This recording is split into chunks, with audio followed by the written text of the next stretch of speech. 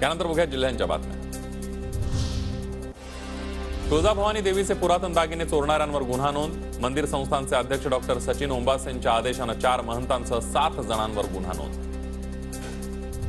कांदा उत्पादक निर्यात बंदीने हैराण, पण संत्रा उत्पादकांना सरकारचा दिलासा। निर्यातीसाठी 50% अनुदान। राज्याच्या पणन विभागाकडून 169 कोटींची तरतूद। निर्यात बंदीमुळे गेल्या 14 दिवसांमध्ये कांदा उत्पादकांचं 1000 कोटींचं नुकसान। एकट्या नाशिकमध्येच 250 ते 300 कोटींचा फटका। निर्यात बंदीमुळे निर्यातदारांचा शेकडो टन कांदा खराब।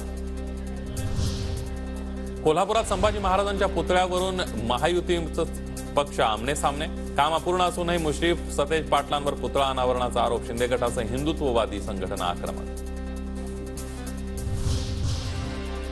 22 जानेवारीला अयोध्येमध्ये राम मंदिराचं उद्घाटन। सोहळ्याला भाविकांना येण्यासाठी विशेष रेल्वेची व्यवस्था करण्यात येणार।